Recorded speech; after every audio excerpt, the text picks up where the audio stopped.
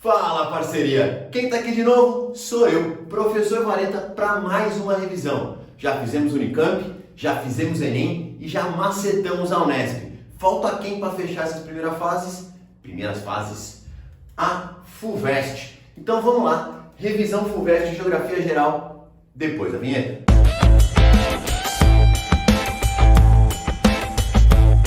Vem com o pai, moleque, porque aqui é Geo Raiz, Geografia com lousa e giz, pra gente macetar mais um vestibular, o maior vestibular do estado de São Paulo, a FUVEST, que te leva pra USP. E pra você não perder nada, já se inscreve nesse canal, curte esse vídeo e vamos que vamos, porque esse vídeo vai ser especial. Primeira coisa, eu quero agradecer a todo mundo que viu os vídeos da Unesp. Eu nunca tive um vídeo batendo views tão rápido quanto a revisão que eu fiz de Unesp. E eu vou ser sincero para vocês, vamos começar a falar de FUVEST. E aqui a gente faz uma divisão que é muito acadêmica, didática. E isso não tem muito a ver com a FUVEST. Por quê? A FUVEST é o vestibular que mais mistura conteúdos. Eu, quando vou mostrar isso para os meus alunos, o que eu faço? Eu pego uma questão da FUVEST que ela usa biomas do Brasil, que ela fala de cerrado, ela fala de migrações, que ela fala da migração do sul para o centro-oeste, e ela fala de desmatamento, e ela fala de correção do solo. Cara, ela mistura vários e vários temas num único, pegar minha água aqui, numa única questão. Então você tem que usar o seu arcabouço teórico como uma ferramenta para resolver o que está acontecendo. Achar que vai ter muitas perguntinhas diretas, até tem uma ou outra. Mas essa mistura de conteúdos é o que vai aparecer demais. Então, vamos ao que interessa. Eu sempre analiso as provas. Vou mostrar para você aqui, ó. Aqui tem no papelzinho, você não vai conseguir ver, mas o que mais caiu de Geografia Geral, o que mais caiu de Geografia do Brasil, a mesma coisa para a segunda fase. E eu estava ali no computador olhando as provas e decidi falar de dois temas. A parte que mais cai em Geografia Geral é a parte de Geografia Física, com destaque para Cartografia e Clima. E em Geografia Geral, um outro tema top 3 é falar sobre população, e eu também armei sobre isso. O que é importante? Eu já gravei vários vídeos nesse esquema, então algumas coisas de cartografia eu não falei aqui, mas eu falei no vídeo da Unesp, certo? E caiu no Enem. Então é legal você conseguir ver todos esses vídeos. Eu vou deixar essa playlist aqui, é só os vídeos de revisão. Pode procurar lá, os últimos são os mais recentes, são os mais legais. Então vamos que vamos para falar de cartografia na FUVEST. Cara, é raro, faz tempo que eu não vejo questões deles pedindo, pelo menos nos últimos anos, pedindo para você falar Peters, Mercator, projeção cilíndrica, cônica. Mas tem caído muito cartografia temática associada a um tema. Então, por exemplo, interpretação de mapa associado a um segundo tema. Nos últimos anos caiu, por exemplo, mapa da Grande São Paulo com áreas de Covid. Então você tinha que saber analisar e conseguir ver, juntar uma relação econômica, questões demográficas, desigualdade social, com a questão temática de Covid. Então, mapa mostrando sobre gastos militares e analisar quais são os países, os motivadores desses países. Então, a cartografia temática, ela vai aparecer sempre coligada a um outro tema. E aí vem você saber interpretar mapas. Você, cara, lê o título do mapa. Cara, tem uns loucos que vai para a prova e não lê nem o título do mapa. O título vai te dar quase tudo. Se você lê o título e a legenda, cara, 90% do seu problema foi resolvido. E as alternativas você vai ter que conferir no mapa. A FUVEST vai te cobrar isso bastante. Então o mapa está lá na cartografia temática para que você analise junto com algum outro tema, seja lá qual for, econômico, social, ambiental, e consiga responder. Segunda coisa é a clássica anamorfose. A FUVEST utiliza desse recurso algumas vezes. Para quem não lembra, a anamorfose é você distorcer a forma do mapa para representar o seu objeto de estudo. Então imagina que nós façamos um mapa sobre gastos militares. Numa anamorfose de gastos militares, os países com mais gasto militar ficariam maior do que eles realmente são. Então, os Estados Unidos apareceria enorme, a China apareceria enorme, a Rússia apareceria muito grande. E os países que têm pouco gasto militar, como o Brasil, como o Canadá, como o Japão, como a Austrália, apareceriam muito menor do que eles realmente são. Você distorce para ressaltar aquilo que você quer mostrar naquele mapa. Tem um clássico que eu uso em aula para anamorfose, que é o mapa de PIB do Brasil. Os estados estão representados como quadradinhos e o estado de São Paulo aparece enorme, porque tem o maior PIB. Depois, Minas e Rio, e assim sucessivamente. Então, estados que às vezes são muito grandes territorialmente, como por exemplo, o estado do Maranhão, o estado do Pará, acabam aparecendo menores. Por quê? Porque o PIB deles é mais baixo. Então, isso é uma anamorfose. Escala. Caiu no Enem e você nunca pode errar a escala. Uma aluna minha falou assim, ó, manda pra mim, vareta. Eu fiz tudo certo, só que na hora de passar de centímetros para quilômetros, eu passei de centímetros para metros. E você não pode fazer isso. Quando você pega uma escala, vou dar um exemplo aqui, 1 por 10 mil, é sempre centímetros por centímetros. E muitas vezes a resposta, como no Enem, vai te pedir em quilômetros. Cara, de centímetros para quilômetros você precisa cortar 5 casas decimais. Você precisa saber andar com essas casas decimais. Normalmente, a escala é padrão em centímetro e a resposta é pedida em quilômetros. Para passar de centímetro para quilômetros, você corta 5 zeros, certo? Lembrar que quanto maior esse número, menor a escala. Então, a escala de 1 para 10 mil é uma escala muito maior do que se eu fizesse aqui em cima, ó, 1 para 1 milhão. Isso é uma escala pequena, isso é uma escala grande. Aqui eu reduzi 1 milhão de vezes, aqui eu reduzi só 10 mil vezes. Aqui eu pego uma maior área com menos detalhes. Aqui eu pego uma área menor com mais detalhes. Essa relação escala grande e escala pequena pode aparecer. E por último, fuso horário. Ano de Copa do Mundo tem tudo para aparecer. Cara, lembrar que fuso horário, você tem lá o seu mapinha, ó. Cortaram aqui pelo meridiano de Greenwich. Para leste, você aumenta as horas. Para oeste, você diminui as horas. O Brasil, o horário de Brasília, ele é 3 horas a menos que o horário de Greenwich. A cada 15 graus, você muda de fuso horário, seja para leste, seja para oeste. Então, você saber trabalhar com isso, você saber contar ali as casinhas de fuso horário. Se você pegar, eu trabalho com material do ângulo, na parte de revisão tinha acho que 2 questões que falavam de Copa do Mundo, certo? Então fica esperto, os caras podem falar, ó, a abertura, eu até brinquei com meus alunos, eu falei, ó, troca aí o que ele falou de final da Copa de 2014 por abertura da Copa de 2022. Dá para você fazer o mesmo exercício. Se você estudou com material do ângulo, da revisão, tinha esse aí. Então, ficar esperto que isso pode aparecer na sua prova. A cada 15 graus que você vai para leste, adianta 1 hora. 15 graus que você vem para oeste, você atrasa 1 hora. O horário de Brasília é 3 horas a menos do que o horário de Greenwich. Lembrar que o Brasil também tem 4 fuso horários. O Brasil está no fuso horário menos 2 horas que Greenwich, menos 3, que é o principal horário de Brasília, menos 4 e menos 5, aonde está o Acre. Cara, lembrando que é uma revisão. Se você quiser algum desses temas, eu tenho um vídeo só sobre anamorfose, tenho um vídeo só sobre escala, tenho um vídeo só sobre fuso horário. Vamos lá, senão não acaba. Clima. Sabe qual é a diferença entre tempo e clima? Não vou fazer essa piada. Vamos lá. Pessoal, primeira coisa, você tem que saber como que os fatores alteram o clima. Latitude, quanto mais perto da linha do Equador, latitude 0, mais quente. Então, quanto menor a latitude, maior a temperatura. Altitude, alto de montanha sempre tem neve. Então, quanto maior a altitude, menor a temperatura. Por isso que Campos do Jordão é tão frio. E também a ação da continentalidade e maritimidade. Continentalidade no continente. Você tem uma maior amplitude térmica, porque os elementos do solo ganham e perdem temperatura muito rápido. Regiões litorâneas têm maritimidade. Aquele mundão de água demora para esquentar, demora para esfriar. faz com que a amplitude térmica seja menor nas áreas litorâneas. Consegui utilizar isso para identificar minimamente no mapa como é o clima de cada região. Não só o clima, mas fazer uma relação entre clima e bioma.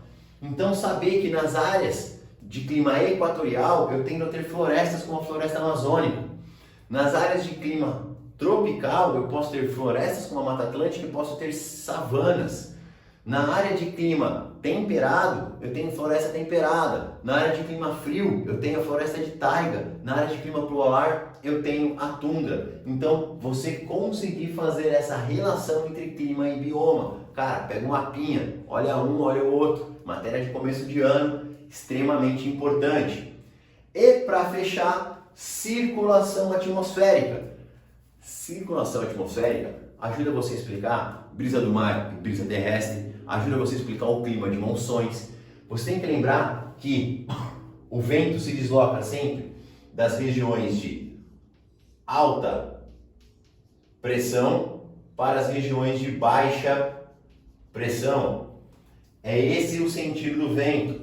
Baixa pressão são as regiões mais quentes. Então a circulação atmosférica, o ar quente sobe e o ar das regiões onde está mais frio vem para ocupar esse espaço e gera a circulação atmosférica.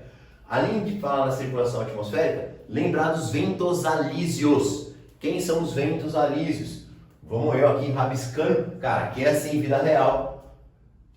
Vou fazer até aqui, ó. Imagina que aqui é a linha do Equador. O vento alísio ele sai do trópico em direção ao Equador e ele é quente e úmido. Então, ventos alísios saem dos trópicos em direção ao Equador, são quentes e úmidos. E tem o contra-alísio. Ele é o oposto, ele sai do Equador em direção aos trópicos e é seco. Certinho? Para fechar, o furacão. Será que eu consigo desenhar um furacãozinho? Eu sou horrível desenhando. Pronto. O que é um furacão? Esses ventos extremos, ciclones tropicais. Ele é um ciclone tropical de nível máximo. Como eles se formam? Ele se forma sempre no mar, furacão é no mar, tornado é na terra. Eles se formam em áreas de baixa pressão, água quente. Para se formar você tem que ter água ali pelo menos a 26 graus no oceano.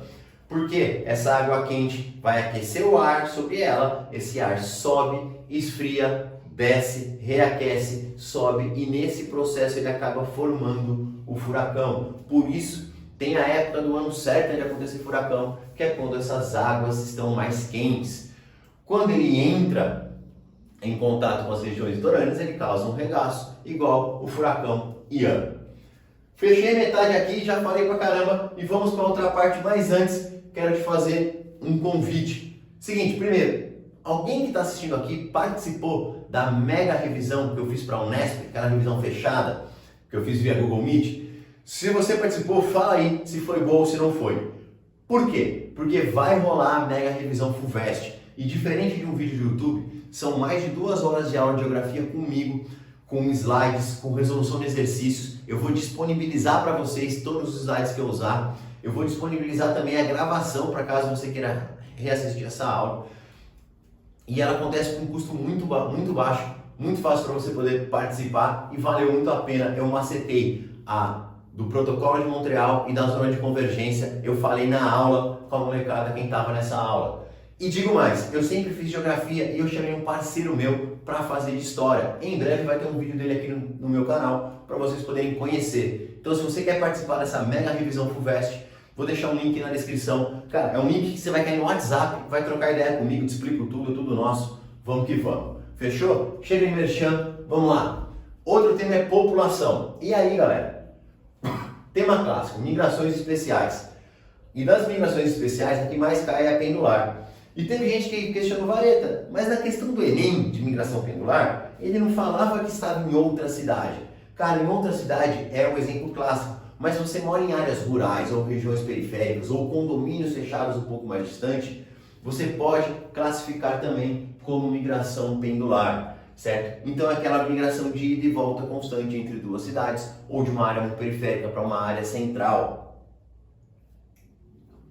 muito comum entre professores que vão e voltam de várias cidades para viajar. Além disso, migração sazonal, aquela que acontece em época do ano. Cara, é muito comum com trabalhadores rurais temporários, os famosos boias frias.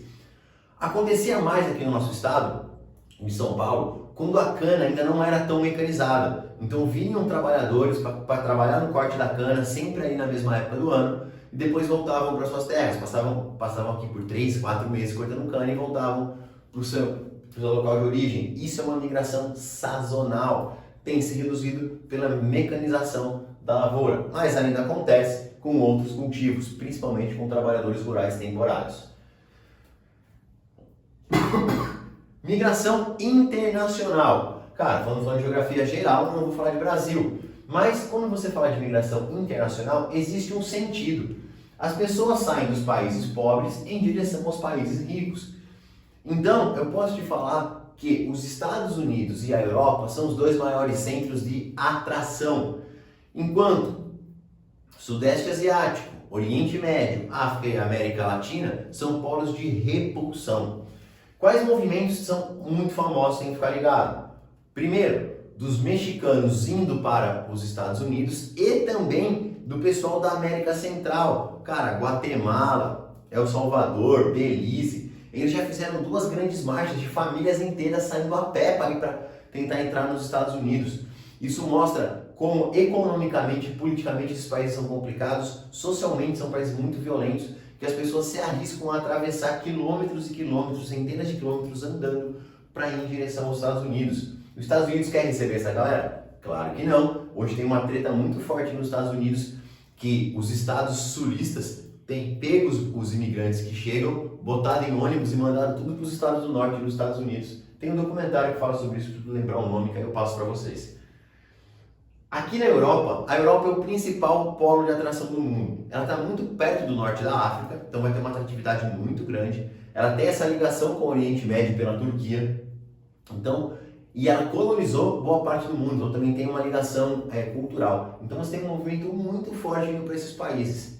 E desde 2008, você tem que isso não é tão bem recebido. 2008 é quando você tem a crise econômica mundial, o qual nunca se recuperou ao mesmo nível de estado de bem-estar social na Europa. Quando isso acontece, aquele imigrante que era bom, que era, ele vem aqui para trabalhar, fazer os empregos de baixo status, que o europeu não quer fazer, hoje ele é colocado erroneamente como a causa da crise, a causa do desemprego. Então os casos de xenofobia têm crescido, associado a um crescimento do nacionalismo de extrema direita na Europa, certo? Isso ficou muito claro quando em 2015 a gente tem a crise dos refugiados, 2014 e 15, né? A crise dos refugiados sírios, certo? Vamos lá, primeiro, quem é refugiado? É alguém que precisa de refúgio, é alguém que foge de um risco físico ou psíquico do seu local de origem. Pode ser por perseguição política, pode ser por guerra, pode ser por conflito étnico.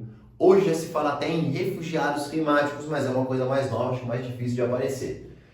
Quando você pensar em refugiados, o país com o maior número de refugiados do mundo ainda é a Síria, certo? Ultrapassou o Afeganistão. E desde a crise que você tem, vamos lembrar lá que desde a Primavera Árabe de 2011, a Síria em crise, o couro está comendo.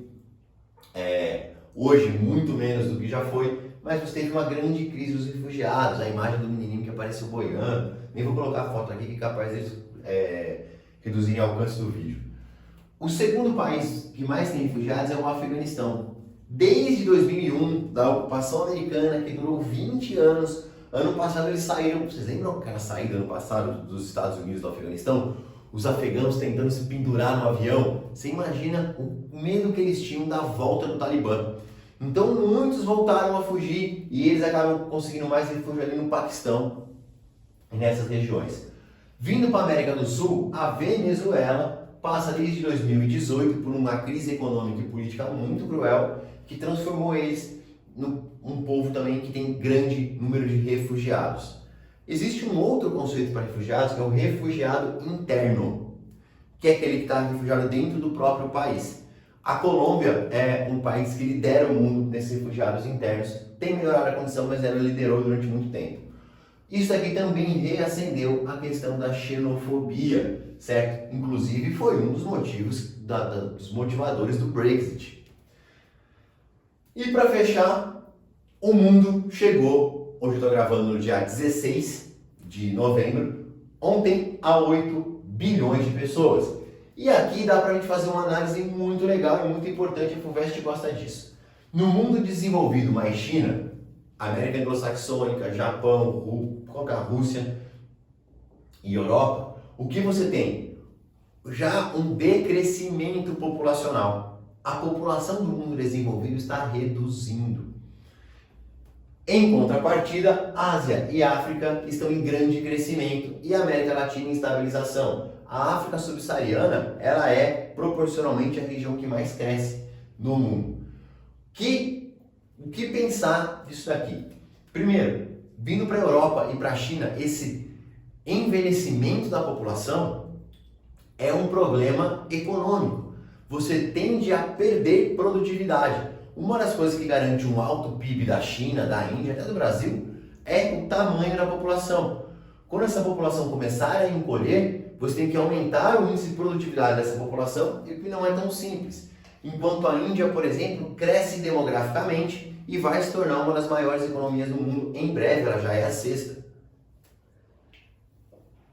Então esse envelhecimento, além de ter as consequências de maior gasto com saúde, com previdência pública, reduz a força de trabalho e tende a gerar um impacto no PIB desses países até 2050, tende a ter uma queda econômica ou uma dificuldade de manter um crescimento, certo?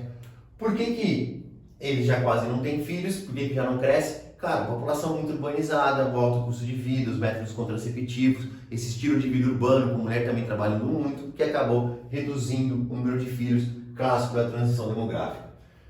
Em compensação, o mundo subdesenvolvido, o mundo mais pobre, é o que mais cresce. O que vai gerar mais problema, porque não é a questão de falta de alimento, mas é falta de acesso de alimentos para essas populações. Então você tende a aumentar a desigualdade, porque a população pobre está aumentando enquanto a população rica está diminuindo. Então você tem que saber fazer essas análises quando chegar a hora da sua prova. Certinho? Cara, se você gostou desse vídeo, ficou meio grande, né? Curte aí, se inscreve no canal, trabalhamos bastante em revisão aqui e fica de novo o convite, lá no link na descrição tem para você vir para uma revisão fechada, firmeza, ponta firme, é quase uma rave de geografia que eu fiz com a molecada e a gente macetou muita questão, foi bom demais. Certinho? Respira fundo, a USP é para você. Bora pra faculdade.